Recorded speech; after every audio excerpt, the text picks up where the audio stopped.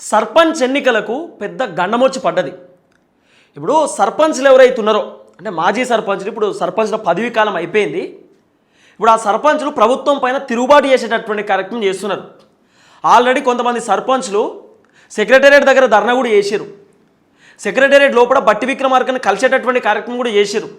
అంటే కొంతమంది మాట్లాడినట్ట కూడా, సార్ మాకు బిల్లులు రాలేదు, పెండింగ్ బిల్లులు అన్నీ అట్లనే ఉండిపోయినాయి, మేము ఆ ఇల్లులు అమ్ముకొని మా భార్యల పుస్తకాలు కుదోబెట్టి మేము డబ్బులు పట్టుకొచ్చి మేము కాంట్రాక్ట్ పనులు చేసినాం, సీసీ రోడ్లు వేయించినాం, కొంతమందికి ఇంద్రమ్మ ఇండ్లు ఇప్పించినాం, కొంతమందికి పథకాలు ఇచ్చినాం, మేము చాలా కీలకమైనటువంటి పనులు చేసినాం.